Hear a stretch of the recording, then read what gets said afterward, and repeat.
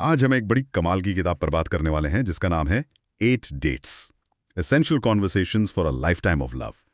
और इसे लिखा है रिलेशनशिप की दुनिया के दो सबसे बड़े नामों ने, डॉक्टर जॉन गॉटमैन और डॉक्टर जूली श्वार्ट्ज गॉटमैन ने। बिल्कुल। और डॉक्टर जॉन गॉटमैन कोई मामूली रिसर्चर नहीं है। उन्होंने अपनी मशहूर लव लैब में 40 साल से ज्यादा मतलब हजारों कपल्स की स्टडी की है। 40 साल? हाँ। और कमाल की बात यह है कि वो सिर्फ एक कपल को कुछ मिनट बात करते हुए देखकर 94% सटीकता से बता सकते हैं कि वो साथ रहेंगे या उनका तलाक हो जाएगा। 94%? ये तो किसी जादू जैसा लगता है। तो मतलब एक मजबूत रिश्ता किस्मत का खेल नहीं है। इस किताब का मेन आइडिया क्या है? यही इस किताब का सार है। गॉटमन्स कहते हैं कि एक बेहतरीन प्रेम कहानी असल में एक कभी ना खत्म होने वाली बातचीत है। एक कभी ना खत्म होने वाली बातचीत? हाँ, रिश्ता बनाना कोई जादू नहीं, साइंस है। इसके लिए जानबूझकर कोशिश करनी पड़ती है, एक दूसरे के लिए समय निकालना पड़ता है। और ये किताब हमें वही करने का एक प्रैक्टिकल रोड मैप देती है। मतलब 8 डेट्स, 8 जरूरी बातचीत जो किसी भी रिश्ते की नींव को मजबूत कर सकती हैं। और ये किसके लिए है? क्या ये सिर्फ उन लोगों के लिए है जो अभी अभी रिलेशनशिप में आए हैं? नहीं, और यही इसकी सबसे अच्छी बात है। ये हर कपल के लिए है, चाहे आप पहली बार डेट कर रहे हों या शादी करने वाले हों, या फिर मान लीजिए 20 साल से शादीशुदा हों और अपने कनेक्शन में वो पुरानी चिंगारी वापस लाना चाहते हों। मतलब सबके लिए? बिल्कुल, ये सबके लिए है। ठीक है, 8 बातचीत। जी। ये सुनने में थोड़ा ज्यादा लगता है। तो गॉटमन्स के हिसाब से हमें शुरुआत कहाँ से करनी चाहिए? सबसे पहला, सबसे जरूरी कदम क्या है? सबसे पहला कदम है रिश्ते की नींव।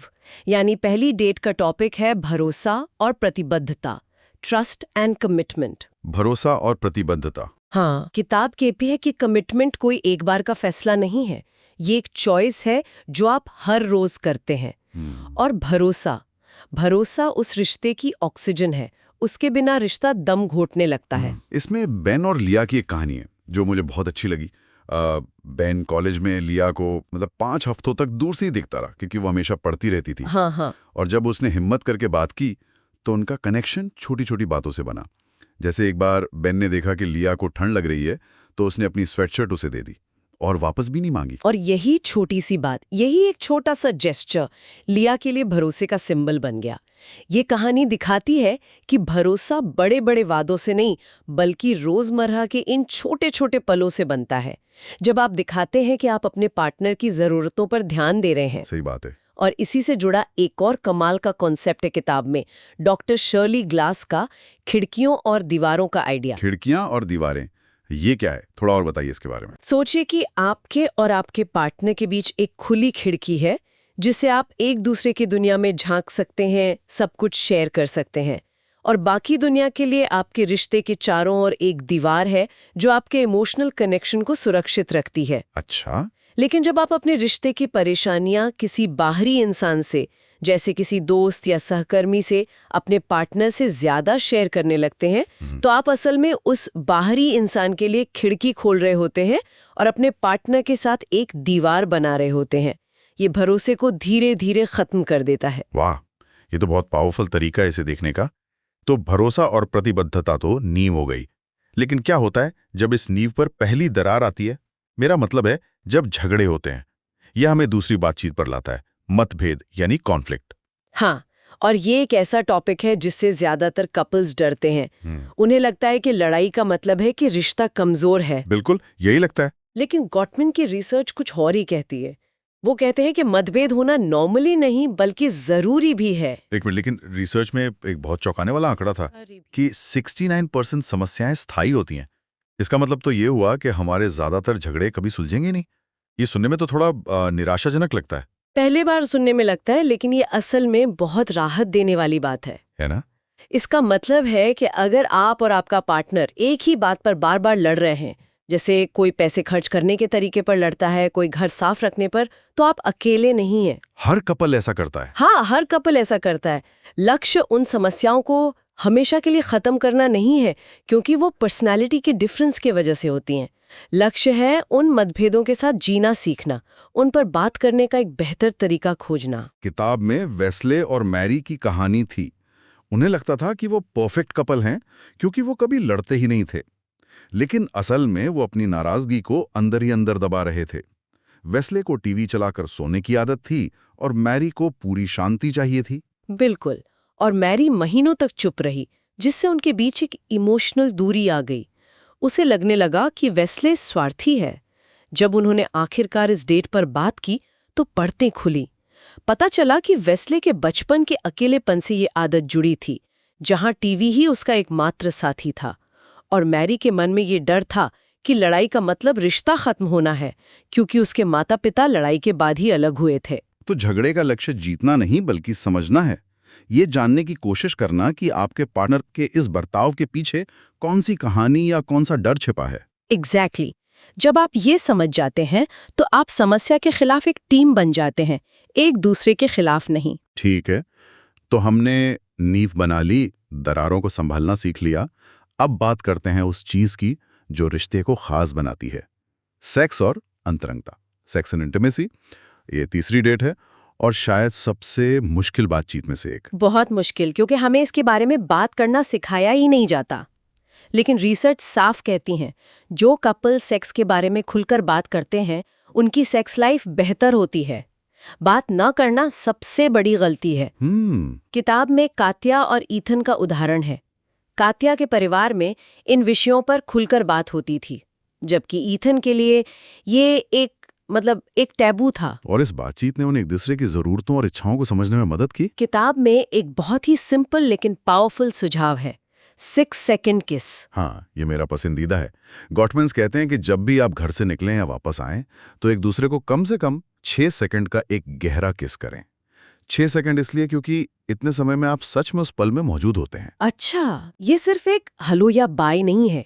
ये एक छोटा सा पल है जो कहता है कि दुनिया में कुछ भी चल रहा हो, लेकिन अभी तुम मेरे लिए सबसे जरूरी हो। ये छोटी सी आदत असल में एक बड़ा कमिटमेंट है। ठीक है, अब आते हैं चौथी डेट पर, जो शायद झगड़ों का सबसे बड़ा कारण है, काम और पैसा। Work and money. हाँ, रिसर्च भी यही कहती है कि पैसे को लेकर होने वाले झगड़े डिवोर्स का एक मुख्य कारण है। लेकिन मजे की बात यह है कि झगड़ा असल में पैसों को लेकर होता ही नहीं है। मतलब अगर हम पैसों पर लड़ रहे हैं तो पैसों पर ही तो लड़ रहे हैं। नहीं, हम लड़ रहे होते हैं कि पैसा हमारे लिए क्या मायने रखता है। हर किसी के लिए पैसे का मतलब अलग होता है। किसी के लिए सुरक्षा, किसी के लिए आज़ादी, किसी के लिए ताकत, किसी के लिए प्यार जताने का तरीका। किताब में एडम और ट्रेवर की कहानी है। एडम पैसे बचाने में विश्वास रखता था क्योंकि उसने बचपन में गरीबी देखी थी। उसके लिए पैसा मतलब सिक्योरिटी। बिल्कुल। ट्रेवर पैसे खर्च करके अनुभव लेना चाहता था क्योंकि उसके पिता की जल्दी मौत हो गई थी और वो अपने सपने पूरे नहीं कर पाए थे। उसके लिए पैसा मतलब आज़ादी और जिंदगी को जीना। बिल्कुल। जब तक उन्होंने अपनी अपनी कहानियों को नहीं समझा, तब तक वे सिर्फ एक दूसरे को गलत समझते रहे।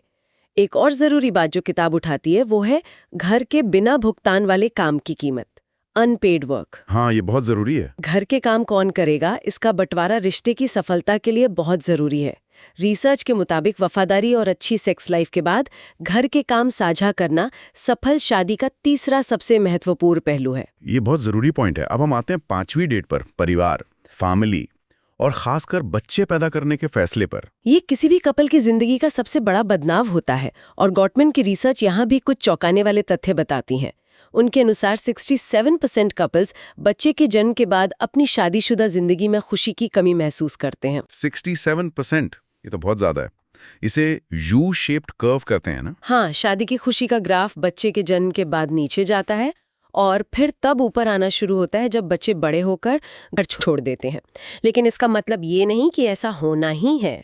अच्छा, तो इससे बचने के तरीके भी हैं? बिल्कुल है।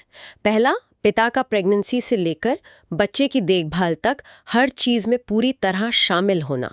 और दूसरा, सबसे जरूरी, बच्चे के आने के बाद भी कपल का एक दूसरे के साथ अपने रिश्ते को प्राथमिकता देना, अपनी डेट नाइट्स, अपनी बातचीत जारी रखना, क्योंकि एक खुशहाल कपल ही बच्चे को सबसे अच्छा माहौल दे सकता है। अपने रिश्ते को प्राथमिकता देना ही बच्चे को दिया जाने वाला सबसे बड़ा तोहफा है। ये लाइन मुझे याद रह गई। चलिए अब कुछ हल्का फुल्का करते हैं। 6ठी डेट है मनोरंजन और रोमांच, फन एंड एडवेंचर। और ये हल्का फुल्का जरूर है पर गैर जरूरी नहीं। गॉटमैन्स कहते हैं कि खेलना और एडवेंचर रिश्ते के लिए कोई लग्जरी नहीं बल्कि जरूरत है। जो कपल साथ में खेलते और हंसते हैं वे ज्यादा खुश रहते हैं और मुश्किल समय का सामना बेहतर तरीके से कर पाते हैं। इसमें जॉन और जूली गॉटमैन की अपनी कहानी है। दोनों बहुत अलग हैं। जूली को एडवेंचर पसंद है, जैसे माउंट एवरेस्ट पर चढ़ना, और जॉन को घर पर बैठकर गणित की समीकरणों को सुलझाना पसंद है। उनके शौक बिल्कुल अलग हैं, लेकिन उन्होंने बीच का रास्ता निकाला। उन्होंने एक साझा एडवेंचर ढूंढा, कायाकिंग। संदेश यह है कि जरूरी नहीं कि आपके शौक एक जैसे हों, जरूरी है यह है कि आप साथ में मजे करने के नए तरीके खोजने के लिए तैयार हों। तो अब तक हमने रिश्ते की नींव, उसके अंदर की दुनिया और बाहरी दुनिया से उसके तालमेल पर बात कर ली। अब आते हैं भविष्य पर। 7वीं डेट है विकास और आध्यात्मिकता के बारे में, ग्रोथ एंड स्पिरिचुअलिटी। इसका मूल विचार यह है कि जिंदगी में बदलाव ही एकमात्र स्थिर चीज है। आप आज वो इंसान नहीं है जो आप 5 साल पहले थे, और 5 साल बाद भी नहीं रहेंगे। एक मजबूत रिश्ता वो है जहां दोनों पार्टनर एक दूसरे के इस बदलाव को, इस विकास को स्वीकार करते हैं और उसका समर्थन करते हैं। इसमें एरिका और जेक की कहानियां, जो बहुत कम उम्र में मिले थे, उन्होंने एक दूसरे को पूरी तरह बदलते देखा। जेक ने अपनी नशे की लत छोड़ी और एरिका ने एक अच्छी नौकरी छोड़कर पेंटर बनने का सपना पूरा किया। ये आसान नहीं रहा होगा। बिल्कुल नहीं, लेकिन उन्होंने हर कदम पर एक दूसरे का साथ दिया। इसका सार है साझा अर्थ बनाना, क्रिएटिंग शेयर्ड मीनिंग। मतलब अपने रिश्ते को सिर्फ 2 लोगों का साथ रहना नहीं, बल्कि उससे कुछ बड़ा मानना, अपनी छोटी छोटी रस्में बनाना। जैसे कि चाहे वो हर रविवार सुबह साथ में कॉफी पीना हो, या मुश्किल समय में एक दूसरे को संभालने का कोई खास तरीका। ये साझा अर्थ आपके रिश्ते को एक पहचान देता है। और यही हमें आखिरी और 8वीं डेट पर लाता है, जो शायद इन सब का निचोड़ है, सपने, ड्रीम्स। हाँ, गॉटमैन्स कहते हैं कि एक सच्चा साथी सिर्फ आपके साथ नहीं रहता, वो आपके सपनों को सच करने में आपकी मदद करता है। अगर आपको लगता है कि आपके सपने आपके रिश्ते की वजह से दब रहे हैं, तो धीरे धीरे रिश्ते में कड़वाहट आने लगती है। आप अपने पार्टनर से नाराज रहने लगते हैं। किताब के सहलेखक डग और रेचल की कहानी इसका सबसे अच्छा उदाहरण है ना? उन्होंने बारी बारी से एक दूसरे के सपनों को सपोर्ट किया। जब डग को 1 साल के लिए इजराइल जाना था, तो रेचल ने इंतजार किया, और जब रेचल को 3000 मील दूर मेडिकल स्कूल जाना था, तो डग अपना करियर दांव पर लगाकर उसके साथ चले गए। वे एक दूसरे की ड्रीम टीम बन गए। उन्होंने ये समझा कि अगर हम में से एक जीतता है तो हम दोनों जीतते हैं, और अगर एक हारता है तो हम दोनों हारते हैं। यही एक मजबूत पार्टनरशिप की पहचान है। ठीक है, हमने इन 8 बहुत जरूरी बातों पर चर्चा की। अगर कोई श्रोता इस पूरी बातचीत से सिर्फ 3 चीजें अपनी जिंदगी में आज से ही लागू करना चाहे, तो वो कौन सी होनी चाहिए जो सबसे ज्यादा असर डालेंगी? बहुत अच्छा सवाल है। मेरे हिसाब से सबसे पहली और जरूरी चीज है समझने के लिए सुनना। हम अक्सर जवाब देने के लिए सुनते हैं। जब हमारा पार्टनर बोल रहा होता है तो हम मन में अपना जवाब तैयार कर रहे होते हैं। हाँ, बिल्कुल। इसकी जगह बस सुने, बिना किसी फैसले के, बिना बीच में टोके, बस ये समझने की कोशिश करें कि वो क्या महसूस कर रहे हैं। दूसरी चीज मैं कहूंगा, खुले सिरे वाले सवाल पूछना, ओपन एंडेड क्वेश्चंस। ऐसे सवाल जिनका जवाब हाँ या ना में नहीं होता। तुम्हारा दिन कैसा था की जगह पूछें, आज तुम्हारे दिन की सबसे अच्छी और सबसे बुरी बात क्या थी, या तुम्हारे लिए पैसे का असल में क्या मतलब है। ये सवाल गहरी बातचीत के दरवाजे खोलते हैं। और तीसरी और आखिरी चीज होगी जुड़ाव की अपनी रस्में बनाना, रिचुअल्स ऑफ कनेक्शन। वो 6 सेकंड का किस हो, या हर रात सोने से पहले 10 मिनट बिना फोन के एक दूसरे से बात करना। ये छोटी छोटी आदतें लगातार ये संदेश देती हैं कि तुम मेरी प्राथमिकता हो, और यही एक प्यार भरे रिश्ते का सार है। तो इस पूरी चर्चा का निचोड़ ये है कि प्यार कोई रहस्यमयी चीज नहीं है जो बस हो जाती है। ये छोटे छोटे पलों, छोटी छोटी कोशिशों से बनता है, जो आप हर रोज एक दूसरे के लिए करते हैं। महान रिश्ते कभी न खत्म होने वाली बातचीत पर बनते हैं। हमेशा उत्सुक रहें।